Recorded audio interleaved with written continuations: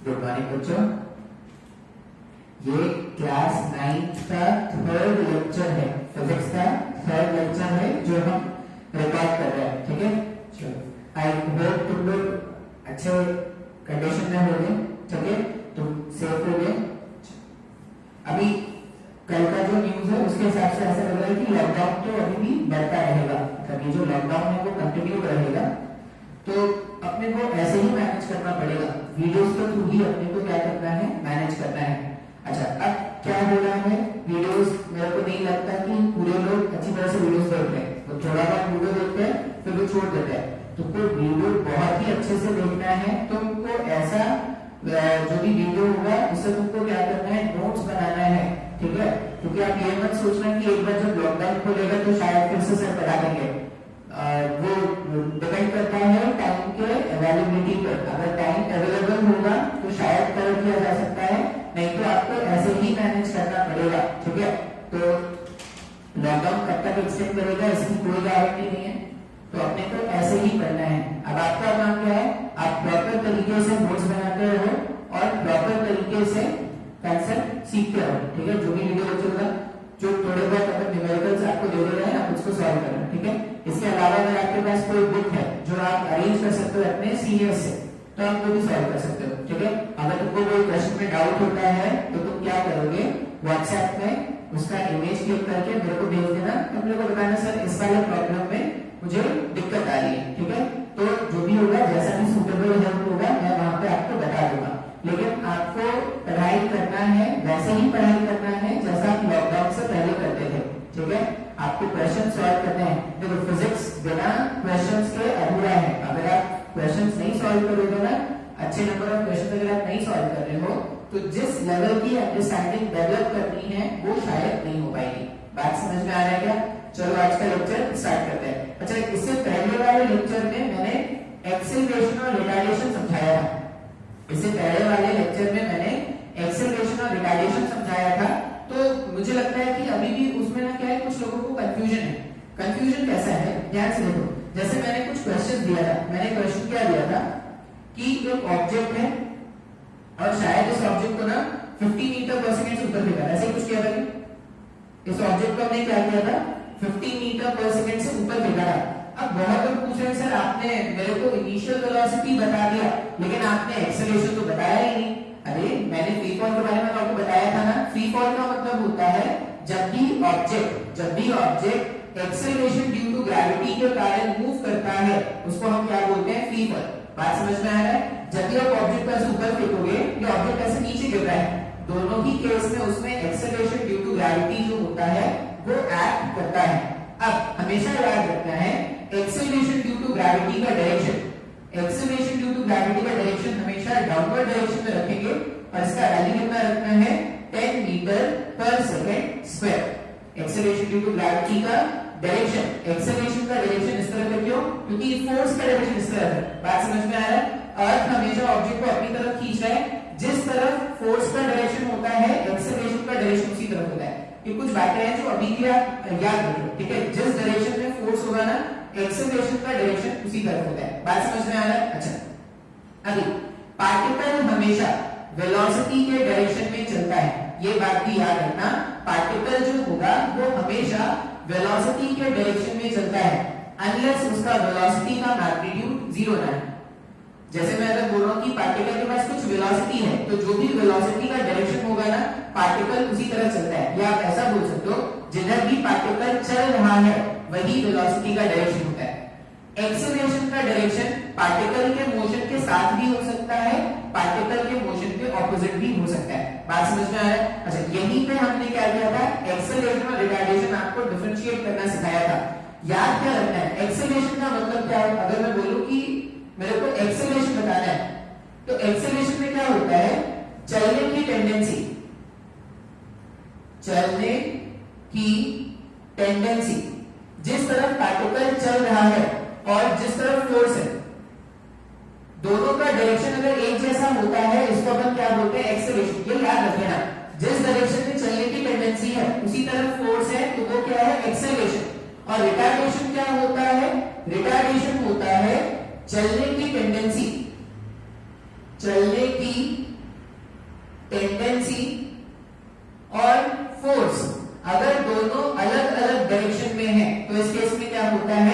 Retardation होता है। ये बात आपको इस डायग्राम से याद रखना है। अगर तुमको अभी भी लग रहा है कि सर मेरे को एक्सेलरेशन और रिटार्डेशन नहीं समझ में आया है, सिर्फ क्या याद रखोगे, पार्टिकल जिस तरफ चल रहा है अगर उसके ऑपोजिट डायरेक्शन में फोर्स है तो रिटार्डेशन है, पार्टिकल जिस तरफ चल रहा है अगर उसके अलोंग अगर उसी डायरेक्शन में फोर्स है तो वो क्या है, एक्सेलरेशन।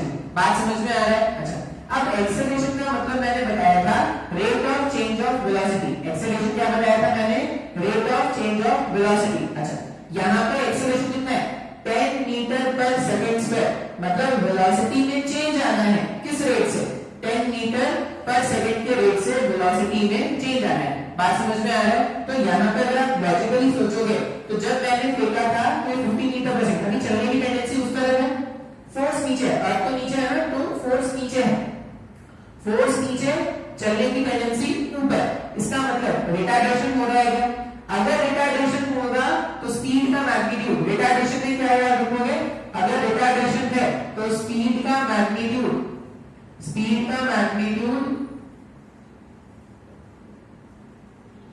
कम होता जाता है, कम होता जाता है। ये अपने को याद रखना है। अगर रिटार्डेशन है तो स्पीड का मैग्नीट्यूड कम होता जाता है, और अगर एक्सेलरेशन है तो स्पीड का मैग्नीट्यूड बढ़ता जाता है। स्पीड का मैग्नीट्यूड बढ़ता जाता है। तो मैं इस तरह से इसलिए लिखता हूं क्योंकि एक तो पढ़ना आसान होगा, एक तो, और जो भी तुमने पढ़ लिया वो तुम्हारे दिमाग में बैठ जाएगा, इसलिए मैंने इस तरह से लिखा है। बात समझ में आ रहा है? अच्छा, अभी ये डायग्राम देखो, 50 मीटर पर सेकंड का स्पीड ऊपर था और इसमें जो एक्सेलरेशन लग रहा है 10 मीटर पर सेकंड स्क्वायर का, वो नीचे की डायरेक्शन है। रिटार्डेशन हो रहा है क्या?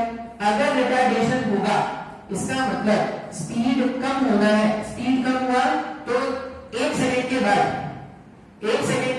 इसका जो स्पीड है, 1 सेकंड के बाद इसका स्पीड 10 मीटर पर सेकंड से कम होकर 40 मीटर पर सेकंड आ जाएगा।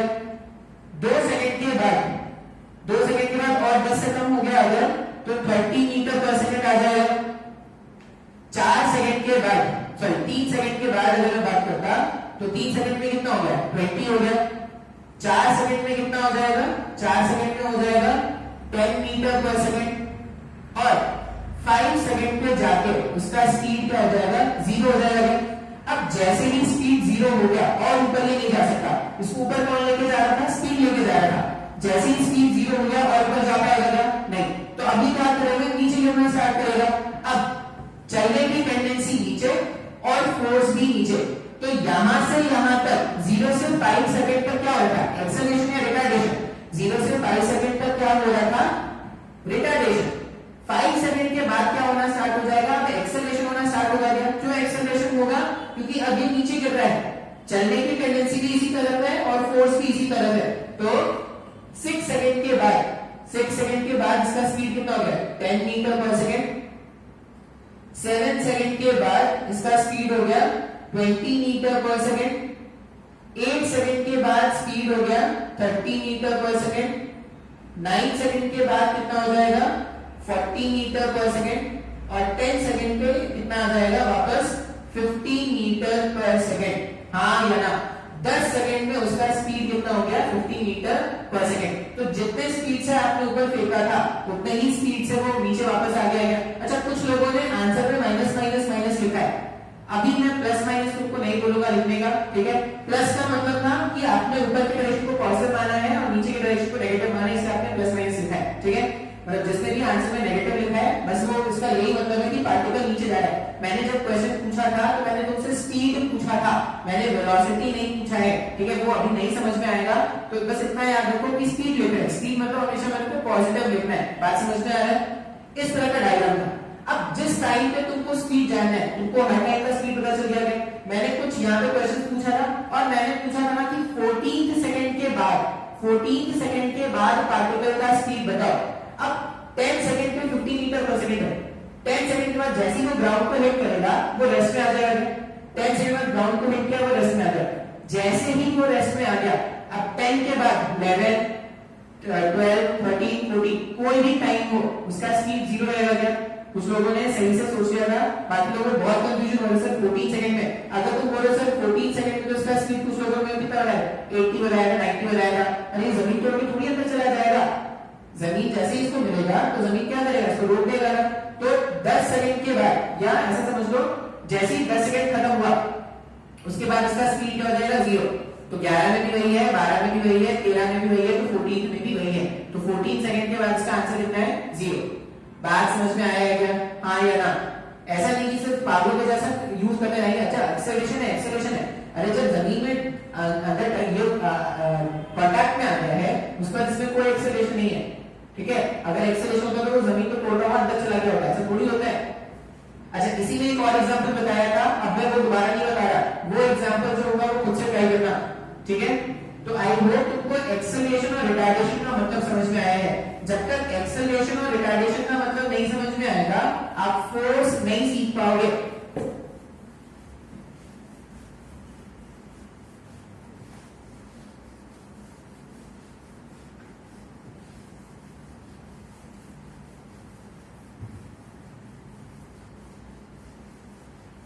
ठीक है, अच्छा चलो आज का लेक्चर स्टार्ट करते हैं। ये मैंने पिछले वाले क्लास का होमवर्क डिस्कशन किया है, बहुत लोगों को डाउट हो रहा था सर कैसे होगा कैसे होगा, मैंने समझा दिया। एक क्वेश्चन मैंने समझा दिया है, अब नेक्स्ट वाले क्वेश्चन को खुद से ट्राई करना फिर से। और मैं फिर से बोल रहा हूँ नेक्स्ट वाले क्वेश्चन में भी मेरे को स्पीड चाहिए, वेलोसिटी नहीं। तो प्लस माइनस के झंझट में नहीं फंसना है आपको आंसर सिर्फ प्लस में लिखना है पॉजिटिव मैग्नीट्यूड के साथ, ठीक है। अच्छा एक बार अगर आप देखोगे तो मैंने आपको सारे बेसिक टर्म्स डिफाइन कर दिया, मैंने आपको स्पीड बता दिया, वेलोसिटी बता दिया, एक्सेलरेशन बता दिया, डिस्प्लेसमेंट बता दिया एंड सो ऑन। अब क्या करते हैं ना, मेन चैप्टर को अपन स्टार्ट करते हैं, फोर्स। हमें क्या सीखना था, फोर्स, ये वर्ड अपने को सीखना है। अब ये वर्ड जो है ना फोर्स को क्लास 8 में भी तुमने शायद सीखा होगा, ये और भी जो लोअर क्लासेस थे वहां पे भी थोड़ा बहुत इंट्रोडक्शन हुआ होगा इस वर्ड का। अब फोर्स ऐसे अगर मैं बोलूं तो फोर्स का डेफिनेशन लिख लेते हैं। फोर्स क्या है, force is a push or a pull, ठीक है, ये याद रखते हैं आपने। फोर्स क्या है, फोर्स इज अ पुश और अ पुल। अच्छा ये डेफिनेशन अभी इनकम्प्लीट है, इसको कंप्लीट करेंगे। कैसे कंप्लीट करेंगे, अच्छा पहले तो ये लाइन समझा देते हैं कि है क्या फोर्स को। मैंने क्या बोला, जब भी किसी ऑब्जेक्ट पे फोर्स लगाते हो, मान लो कोई भी ऑब्जेक्ट है तुमको फोर्स लगाना है तो तुम क्या करते हो, या तो उसको पुश करते हो या उसको ऐसे पुल करते हो ना, हाँ या ना। किसी भी ऑब्जेक्ट पे अगर फोर्स लगाना है तुम आसपास देखो, जो भी तुम्हारे पास ऑब्जेक्ट है अगर तुमको उसमें फोर्स लगाना है तो या तो उस ऑब्जेक्ट को पुश किया जाता है या उस ऑब्जेक्ट को अपनी तरफ पुल किया जाता है। तो फोर्स क्या है, फोर्स या तो पुश होगा या पुल होगा। अच्छा ये डेफिनेशन इनकम्प्लीट है, हायर क्लासेस में आप देखोगे कि इसके अलावा भी फोर्स को अपन डिफाइन करते हैं। अच्छा अब ये फोर्स का डेफिनेशन जो आपके लेवल में आपको जानना है, फिर उसके बाद जो स्टेटमेंट लिखेंगे what force can do, force के हेल्प से क्या किया जा सकता है, फोर्स क्या कर सकता है, ये इंपॉर्टेंट है। तो फोर्स क्या कर सकता है, ये फोर्स का एक छोटा सा डेफिनेशन हो गया। फोर्स क्या कर सकता है, तो सबसे पहले force can move a stationary, force can move a stationary object। जो फोर्स है, फोर्स क्या करेगा, तो फोर्स किसी स्टेशनरी मतलब रुके हुए ऑब्जेक्ट को फोर्स चला सकता है, हाँ या ना। तुम सोचो अगर मैं बोलूं कि मेरे को एक बॉक्स रखा हुआ है ग्राउंड पर, उस बॉक्स को मुझे क्या करना है, मूव करना है।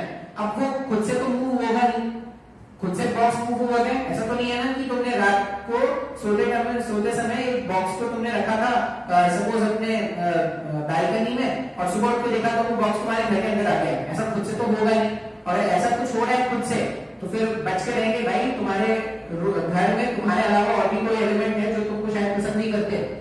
तो सबसे पहला या सबसे सिंपल बात अगर मैं बोलूं कि फोर्स क्या कर सकता है, तो फोर्स एक रुके हुए ऑब्जेक्ट को चला सकता है, ठीक है। अच्छा चला ही रहेगा इसकी कोई गारंटी नहीं है। जैसे मान लो मैं बोलूं कि तुम एक ट्री था, ट्री पे तुमने फोर्स अप्लाई किया, ट्री चलना स्टार्ट कर देता है, नहीं ट्री है अगर और तुमने फोर्स अप्लाई किया तो वो चलेगा या नहीं चलेगा ये डिपेंड करता है कुछ अलग फैक्टर्स पे, इसलिए मैंने लिखा है कैन।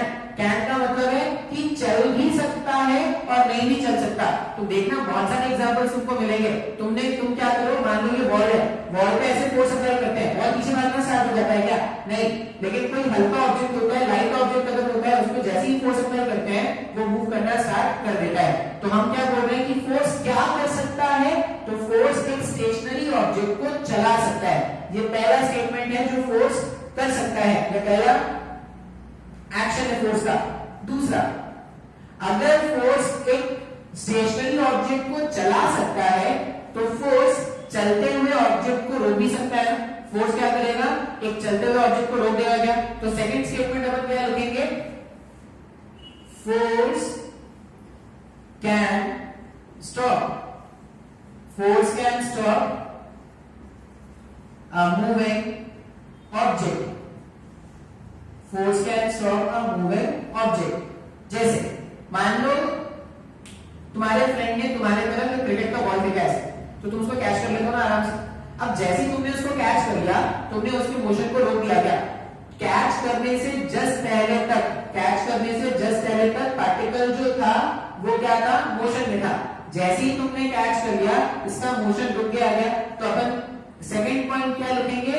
फोर्स क्या कर सकता है? Force can stop a moving object. Force क्या कर सकता है? तो फोर्स एक मूविंग ऑब्जेक्ट को रोक सकता है। ठीक है, बहुत सारे एग्जांपल हो सकते हैं। मूविंग ऑब्जेक्ट है, जैसे मैं अगर बताऊं तुमको, और एग्जांपल क्या होगा? जैसे कोई मूविंग ऑब्जेक्ट है जिसको रोकना है। मान लो एक एनिमल है, बहुत स्पीड से दौड़ता हुआ आ रहा है। एनिमल बहुत स्पीड से दौड़ता हुआ है, सडनली एनिमल ने क्या किया? एक पास वाले बॉल को हिट किया। अब जैसे ही पास वाले बॉल को हिट करेगा तो बॉल एनिमल पे फोर्स अप्लाई करेगा, उसके कारण वो जो एनिमल है वो रुक जाएगा ना। तो हमने क्या बोला कि फोर्स क्या कर सकता है? तो फोर्स एक चलते हुए ऑब्जेक्ट को रोक सकता है। फिर से मैंने कैन लिखा है, कैन का मतलब रोक भी सकता है और नहीं भी रोक सकता। जैसे मान लो एक हाथी है, वो तुम्हारे पर दौड़ता हुआ आ रहा है, हाथी तुम्हारे पर दौड़ता हुआ आ रहा है, तुम मस्ती में ऐसे खड़े हो हाथी के सामने। अब हाथी आएगा, तुमको उड़ाता हुआ चल जाएगा, तुमने रोक पाया क्या हाथी को? नहीं। तो ऐसा मत सोचना कि भाई अगर उस बॉल ने हाथी को रोक लिया था तो मैं भी रोक लूंगा। हाथी आएगा, तुमको उड़ा के ले जाएगा।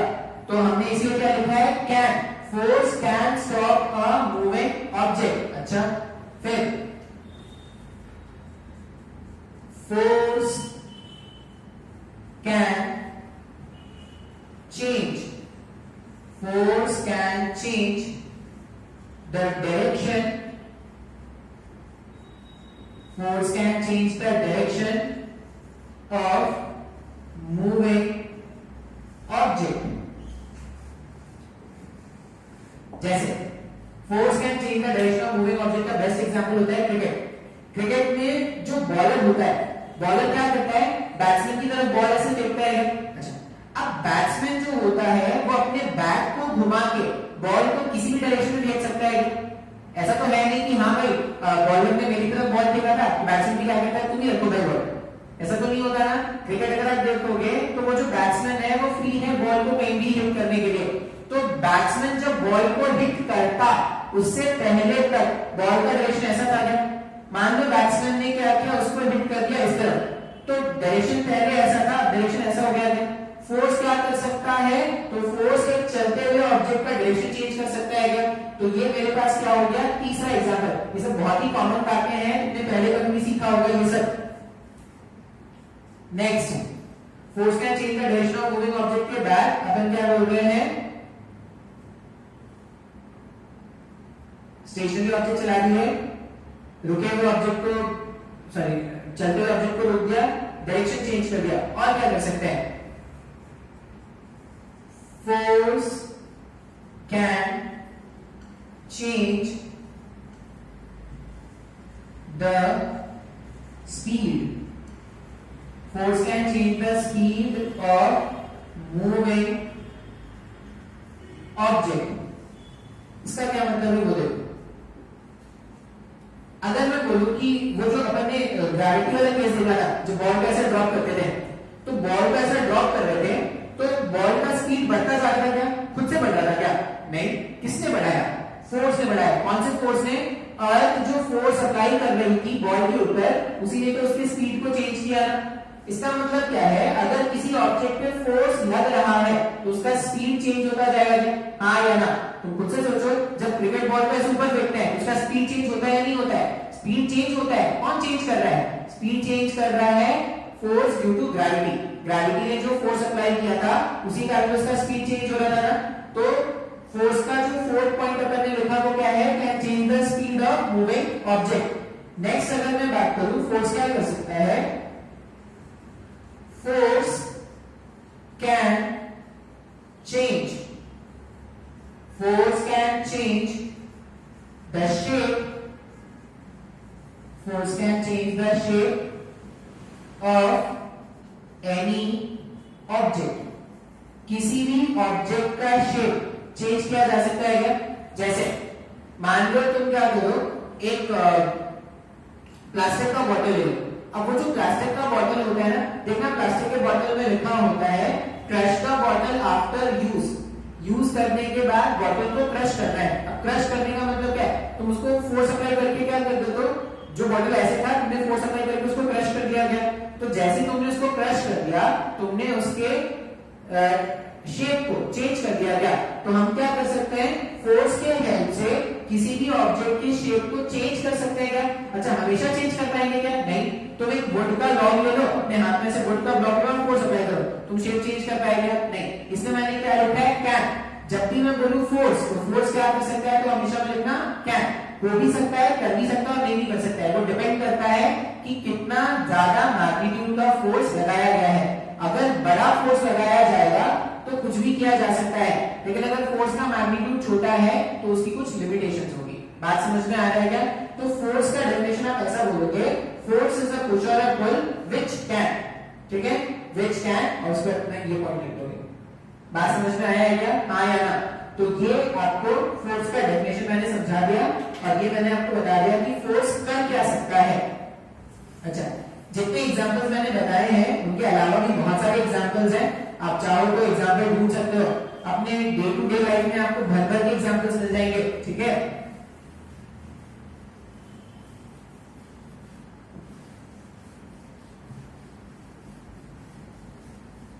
अच्छा, तो फोर्स क्या होता है ये मैंने आपको शायद समझा दिया।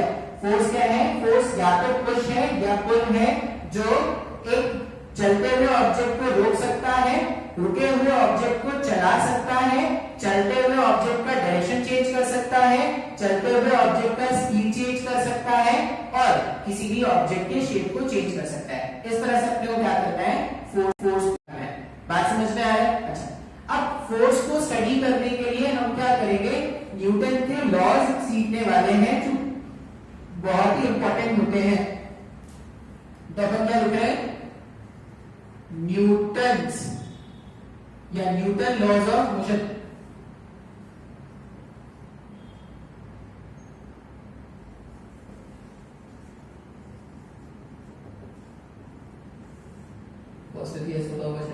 न्यूटन्स लॉ ऑफ मोशन, ये अपने को सीखना है। अब देखो फिर से ये बेसिक ना लॉ के डेफिनेशन तुमको आते होंगे। Law principal, sorry, law Newton's law, Newton's first law, Newton second law, Newton third law, basic definition तुमको आते होंगे। मैं क्या करूंगा, कुछ एग्जांपल्स के साथ आपको क्या करूंगा, इसकी और अंडरस्टैंडिंग बताऊंगा, ठीक है। न्यूटन्स लॉ ऑफ मोशन, सबसे पहला देखते हैं फर्स्ट लॉ। अभी फर्स्ट लॉ का स्टेटमेंट, अच्छा देखो स्टेटमेंट बहुत सारे मिलेंगे, लेकिन मैं पर्सनली आपको रिकमेंड करूंगा जब भी आपको स्टेटमेंट लिखने आए ना, तो जो क्लासरूम में मैं स्टेटमेंट्स लिखा रहा हूं वही लिखना, ठीक है। क्योंकि आप क्या होता है ना, आपको समझ में आता है, ऐसा नहीं है कि आपको नहीं समझ में आएगा, और शायद आपको जो समझ में आया होगा उससे बना के कुछ लिख भी लोगे, लेकिन कुछ इंपॉर्टेंट वर्ड्स होते हैं जो शायद आप स्किप कर जाओगे।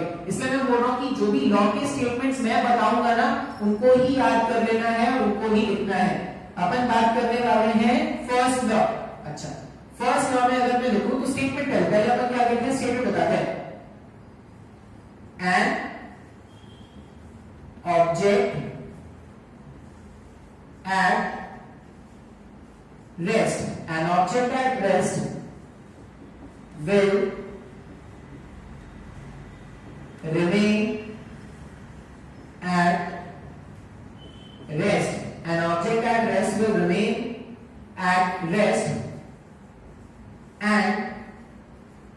an object in motion, an object in motion will remain in motion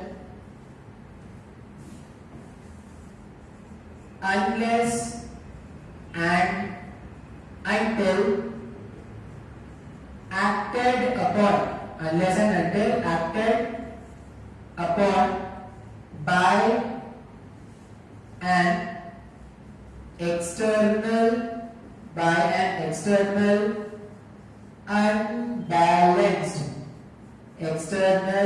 unbalanced force। ये न्यूटन का फर्स्ट लॉ है। ये स्टेटमेंट आपको याद रखना है। बात समझ में आ रहा है? तुम अभी क्लास 9 में हो, क्लास 9 के लिए याद रखना, 10th के लिए याद रखना, 11th के लिए याद रखना, 12th के लिए याद रखना, जब तक तुमको जरूरत पड़े फर्स्ट लॉ का यही स्टेटमेंट याद रखना है, ठीक है? An object at rest will remain at rest and an object in motion will remain in motion unless and until acted upon by an external unbalanced force। अब यहाँ पे ना कुछ वर्ड्स हैं, पहले वो समझा देते हैं, फिर ये लॉ आपको खुद ब खुद समझ में आ जाएगा, ठीक है? ऑब्जेक्ट रेस्ट वाला वर्ड समझ में आता है, मोशन मेरे को समझ में आता है, अनलेस अनटिल ये इंग्लिश वर्ड है, ये समझ में आता है। एक्सटर्नल, यहाँ पे लिखा है एक वर्ड एक्सटर्नल। अब ये एक्सटर्नल का मतलब क्या है? एक्सटर्नल का मतलब होता है, जैसे मैं अगर बोलूं कि मान लो एक वुडन का ब्लॉक है जो ग्राउंड पे ऐसे रखा हुआ है, ध्यान से देखना इसको, एक वुडन ब्लॉक है जो ऐसे ग्राउंड पे रखा हुआ है। अब ये वुडन ब्लॉक जो है तो ये मॉलिक्यूल से बना हुआ होगा क्या? मान लो एक मॉलिक्यूल यहाँ पे है और एक मॉलिक्यूल यहाँ पे।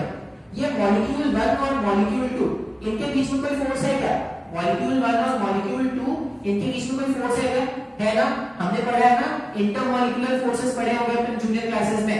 दो मॉलिक्यूल्स के बीच में फोर्सेस होते हैं, तो इस मॉलिक्यूल और इस मॉलिक्यूल के बीच में फोर्सेस होगा। वैसे ही ये मॉलिक्यूल और कोई भी रैंडम मॉलिक्यूल अगर आप यहाँ पे पिक कर लोगे, सबके बीच में फोर्स लग रहा है। अच्छा, अगर सबके बीच में फोर्स लग रहा है, इसका मतलब इन दोनों के बीच में फोर्स तो है। अब ये फोर्स इस ब्लॉक को चला पा रहा है क्या? इन जितने भी यहाँ पे फोर्सेस थे, जितने भी मॉलिक्यूल्स हैं, इनके बीच में आपस में फोर्स लग रहा है ना, उन फोर्सेस के कारण ब्लॉक में कोई मोशन हो रहा है क्या? नहीं हो रहा है। तुम अगर ध्यान से देखो, फोर्सेस हैं भाई, यहाँ पे फोर्सेस हैं, लेकिन वो फोर्सेस उसको मूव नहीं करा पा रहे। क्यों नहीं मूव करा रहे? क्योंकि वो फोर्सेस क्या है, वो एक ऑब्जेक्ट के अंदर के फोर्सेस हैं। उस तरह के फोर्सेस को अपन क्या बोलते हैं? Internal forces. ऑब्जेक्ट के अंदर या सिस्टम के अंदर जो फोर्सेस होते हैं उनको हम क्या बोलते हैं? Internal forces. किसी भी ऑब्जेक्ट को चलाने के लिए एक्सटर्नल फोर्स चाहिए। इसका बेस्ट एग्जांपल मैं आपको बताऊं, मान लो क्या है, आप कार से कहीं पे मूव कर रहे हो, सडनली आपका कार खराब हो गया। अब अगर सडनली आपका कार खराब हो गया तो आप क्या करते हो? या जैसे ये लॉकडाउन से पहले तक आपके बहुत लोग आते थे ऑटो से, क्या करते थे? इंस्टीट्यूशन आते थे। अब जब ऑटो से इंस्टीट्यूशन आ रहे हो, मान लो बीच में ऑटो खराब हो गया, तो बीच में ऑटो खराब हो गया तो क्या करते हो? ऑटो वाले को धमकाना स्टार्ट कर दो, कैसा ऑटो है, सड़ा ऑटो है, अच्छे से ऑटो रिपेयर कर, ऐसा करते हो क्या? नहीं। तो फिर क्या करते हो?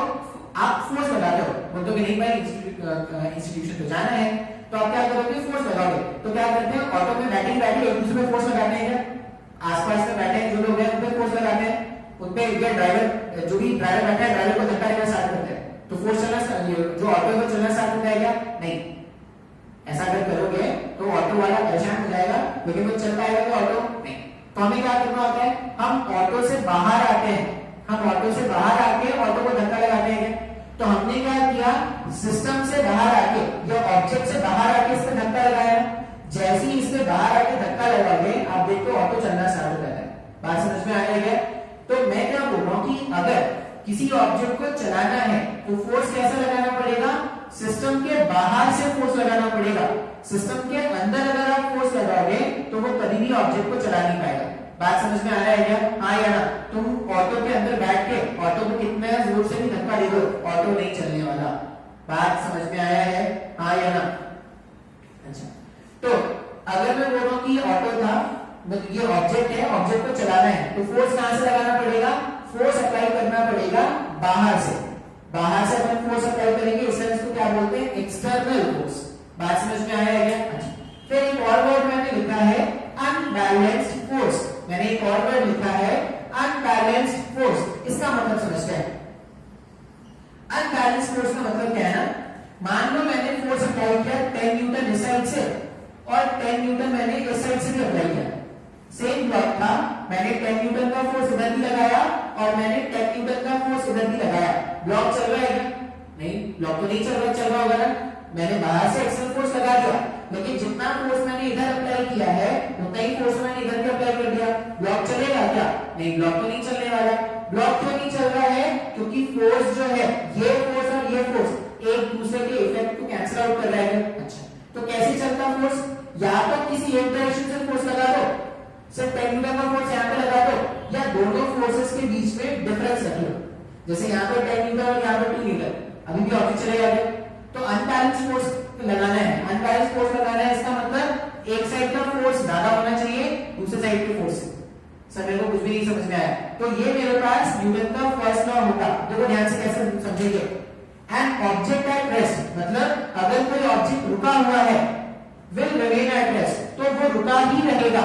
अगर कोई ऑब्जेक्ट रुका हुआ है तो वो रुका ही रहेगा। फिर an object in motion will remain in motion.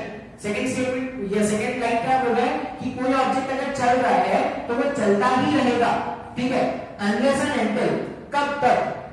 जब तक बाहर से कोई एक्सटर्नल अनबैलेंस फोर्स नहीं लगाया गया। बात समझ में आ रहा है क्या? ये स्टेटमेंट है जो आपको याद रखना है। स्टेटमेंट क्या है? कोई ऑब्जेक्ट अगर रुका है तो रुका ही रहेगा, कोई ऑब्जेक्ट अगर चल रहा है तो चलता ही रहेगा। कब तक? जब तक बाहर से कोई अनबैलेंस्ड फोर्स नहीं लगाया जाए। ये हमारे पास न्यूटन का फर्स्ट लॉ है। देखो तुमने पहले भी पढ़ा है, पहले भी तुमने न्यूटन फर्स्ट लॉ पढ़ा होगा, फिर से पढ़ा रहा हूं, लेकिन बस आपको याद क्या रखना है, ये डेफिनेशन। और डेफिनेशन ऐसा होना चाहिए कि तुमको हर एक वर्ड समझ में आ रहा है, क्यों लिखा है ये वर्ड, किसने लिखा। अब देखो अगर तुमको इस तरह से समझ में आएगा ना तो तुम डेफिनेशन खुद से भी बनाओगे और ये याद करना बहुत ही आसान हो जाएगा, ठीक है क्या? तो ये मेरे पास न्यूटन फर्स्ट लॉ का स्टेटमेंट है, इतना नोट करो। अब इसमें और आगे बढ़ाते हैं, ठीक है।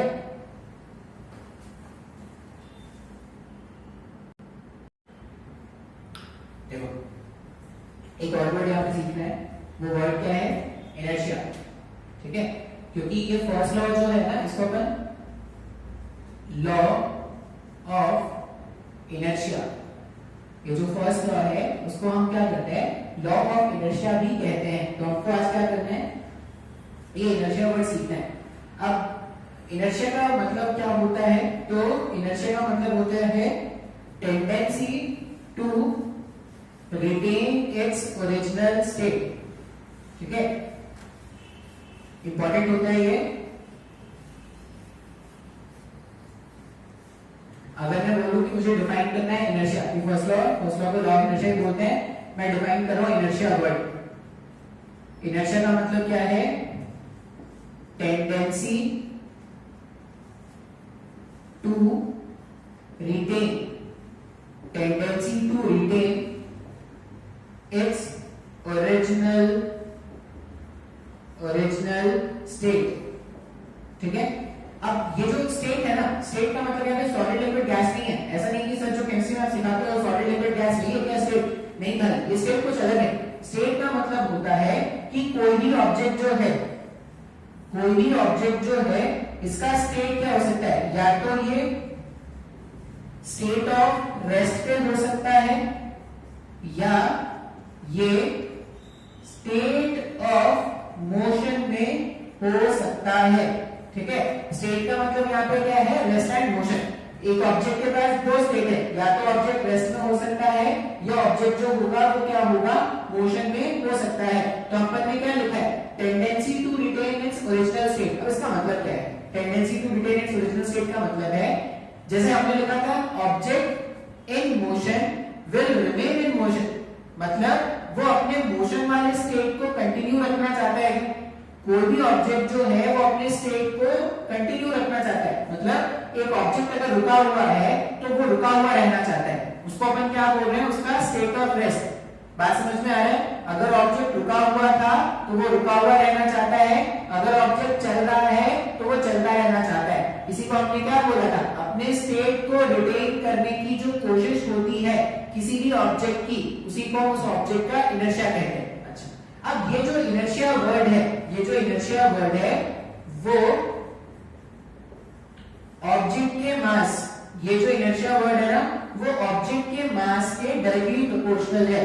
मतलब किसी भी ऑब्जेक्ट का जितना ज्यादा मास होगा उसका इनर्शिया उतना ही ज्यादा होगा। इनर्शिया ज्यादा हो गया इसका मतलब क्या है कि वो अपने स्टेट को ज्यादा अच्छे से मेंटेन करने की कोशिश कर सकता है। इसका एग्जांपल समझो। मान लो मैं बोलूं कि मुझे इनर्शिया ऑफ रेस्ट का एग्जांपल बताना है, ठीक है। मुझे inertia of rest, inertia of rest मतलब कोई ऑब्जेक्ट जो रेस्ट के स्टेट में है और अपने वो रेस्ट के टेंडेंसी को मेंटेन करना चाहता है, उसको मैं बोल रहा हूं इनर्शिया ऑफ रेस्ट। अभी अगर मैं बोलूं कि एक सपोज हम क्या कर रहे थे, हम कहीं मूव कर रहे थे, हम पॉइंट ए से या टाउन 1 से टाउन 2 जा रहे थे, मान लो अमरावती से नागपुर आ रहे थे, और बीच में हमने क्या देखा, एक कुत्ता बैठा हुआ है, ठीक है। बीच में हमने क्या देखा, रोड में कुत्ता बैठा है, छोटा सा रोड है, ज्यादा बड़ा रोड नहीं है। तो अगर मेरे को मूव कराना है ना, तो कुत्ते को साइड करके मूव कराना पड़ेगा। अब अगर उस रोड से अगर मैंने कुत्ते को साइड नहीं किया तो मैं चल जा नहीं पाऊंगा आगे। अच्छा, इसका मतलब मुझे क्या करना है कि कुत्ता जो है बहुत ही जिद्दी कुत्ता है, खुद से नहीं भागेगा। तो हमने क्या किया, कुत्ता को ऐसे धक्का दिया, कुत्ता को ऐसे धक्का दिया। अब बिकॉज ऑफ दैट धक्का वो कुत्ता क्या हो गया, साइड हो गया। जैसे कुत्ता साइड हो गया अपन जा सकते हैं क्या? बात समझ में आ रहा है? अच्छा, इमेजिन करो उसी रोड पर हाथी बैठा है, उसी रोड पर हाथी बैठा है और तुमने बहुत हॉर्न मार दिया, फिर भी वो जो एलिफेंट है या वो जो हाथी है वो नहीं भाग रहा। तुम अपने कार से उतरोगे या जो भी तुम्हारा व्हीकल है उससे उतरोगे और तुम हाथी को धक्का देना स्टार्ट करोगे। हाथी मूव करेगा क्या?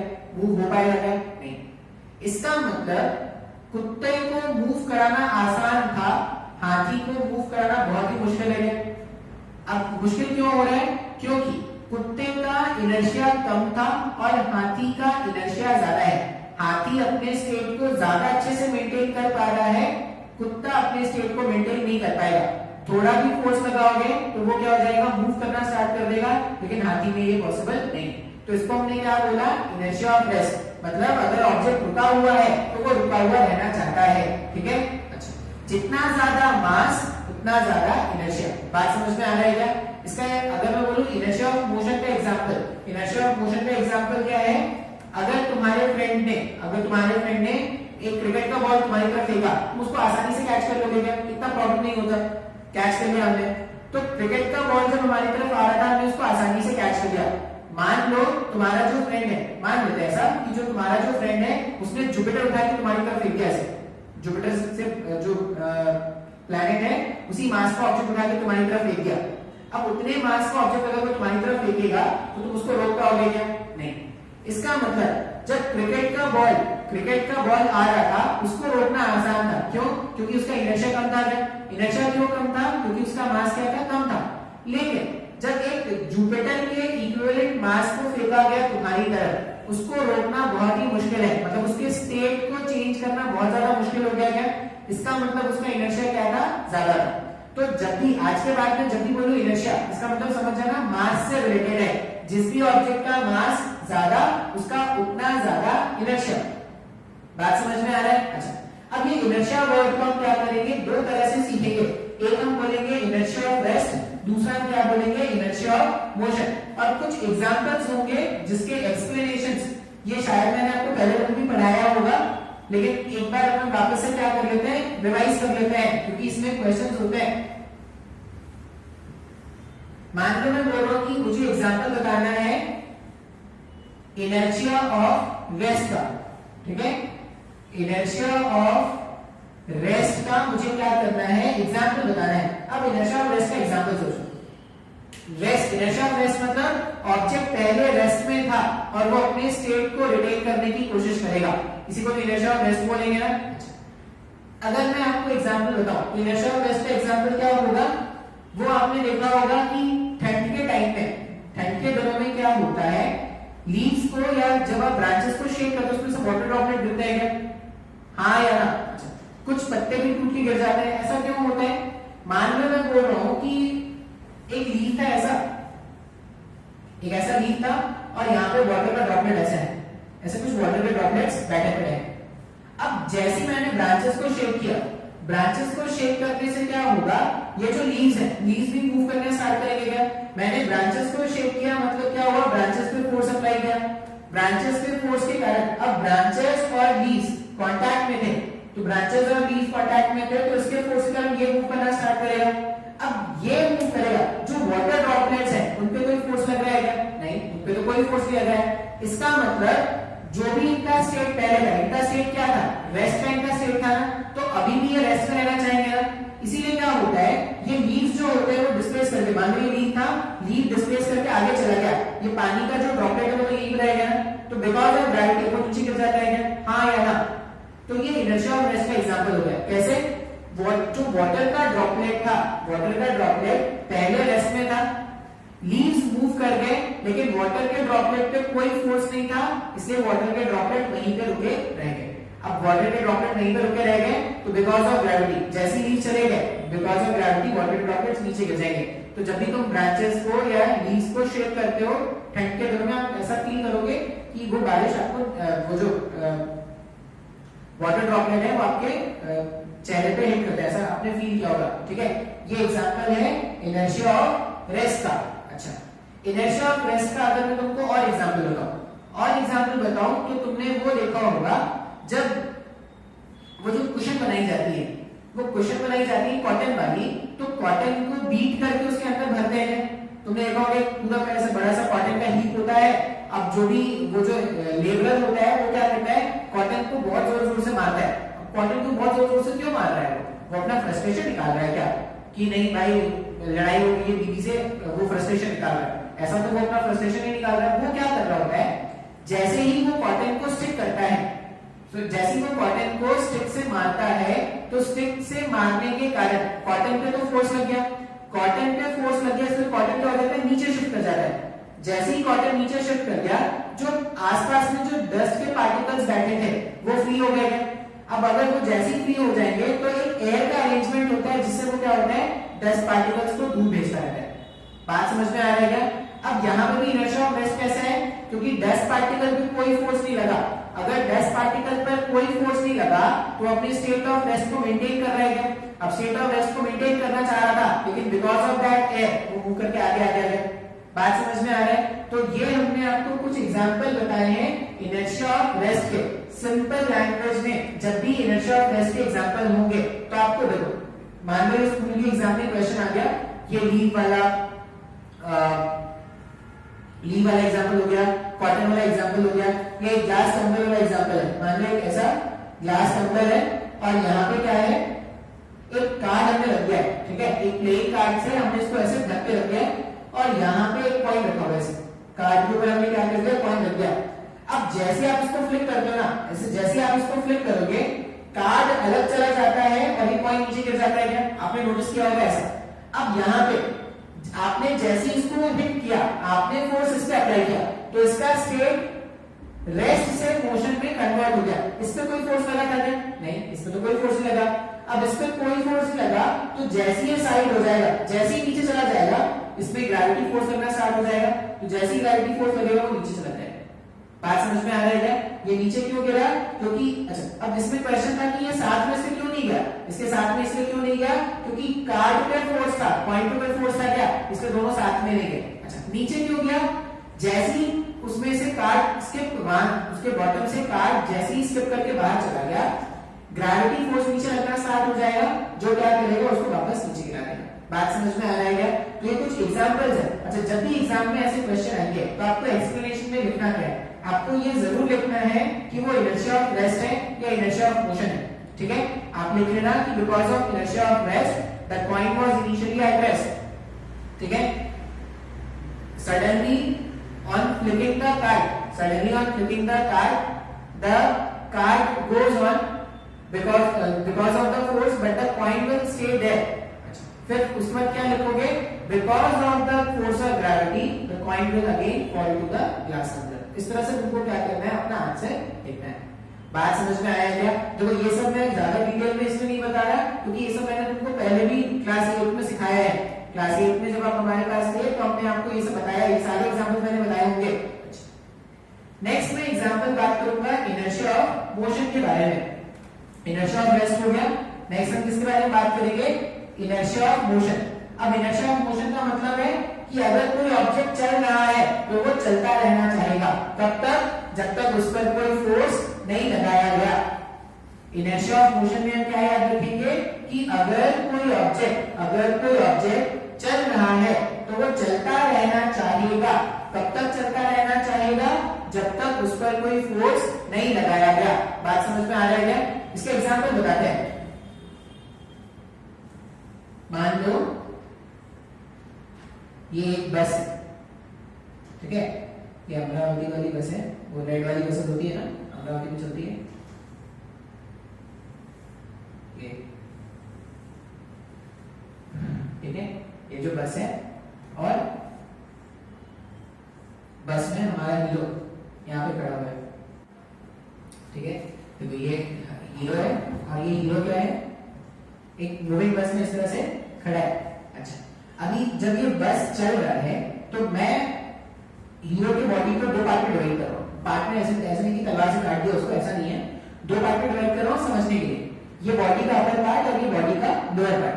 अभी जब बस मूविंग है तो बॉडी का अपर पार्ट भी मोशन में है और बॉडी का लोअर पार्ट दोनों मोशन में है क्या? दोनों मोशन में थे, बॉडी का अपर पार्ट भी चल रहा है, बॉडी का लोअर पार्ट भी चल रहा है। अच्छा, अब सडनली ये हीरो जो था वो जंप करके ऐसे बाहर आया।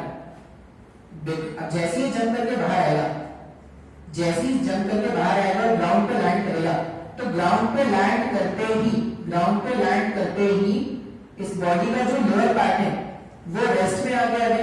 अच्छा, बॉडी का लोअर पार्ट रेस्ट में आ गया है, लेकिन बॉडी का जो अपर पार्ट है वो अभी भी मोशन में है क्या? बात समझ में आ रहा है? जैसे ही यहाँ से जंप किया, बॉडी का जो लोअर पार्ट है वो ग्राउंड के कांटेक्ट में आने से रेस्ट में आ गया है, लेकिन बॉडी का जो अपर पार्ट है वो अभी भी मोशन में है।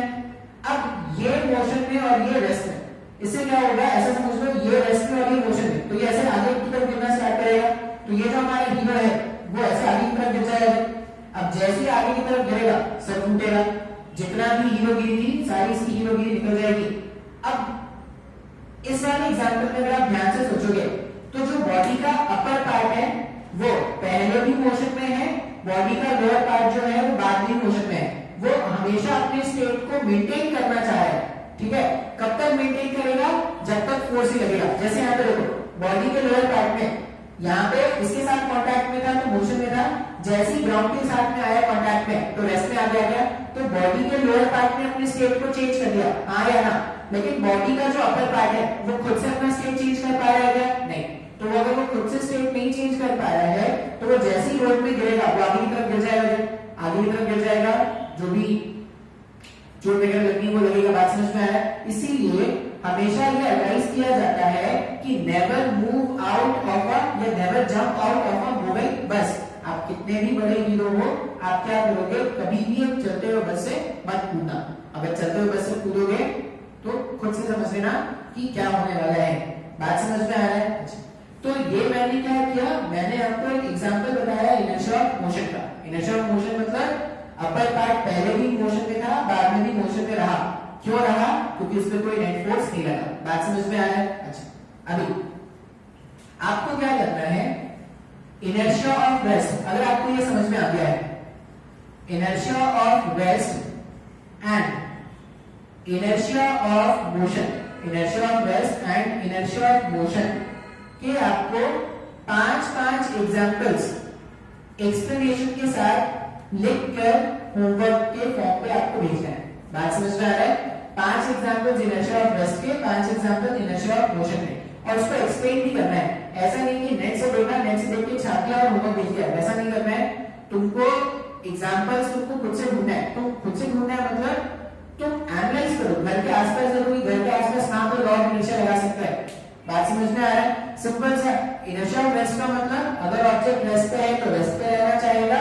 इनर्शिया ऑफ मोशन का मतलब है अगर ऑब्जेक्ट मोशन में है तो मोशन में रहना चाहेगा। कब तक रेस्ट में रह पाएगा, कब तक मोशन में रह पाएगा, जब तक उस पर कोई फोर्स नहीं लगा। ठीक है, तो 5 एग्जांपल इनर्शिया ऑफ रेस्ट के और 5 एग्जांपल इनर्शिया ऑफ मोशन के आप लिख के मेरे को होमवर्क के फॉर्म में सबमिट करोगे। ठीक है, अच्छा, जो नहीं सबमिट करेंगे उनके घर में मैं कॉल करवाऊंगा कि होमवर्क नहीं कर रहे, पढ़ाई नहीं कर रहे। ठीक है, चलो इतना ही रहने देते आज, इतना काफी है।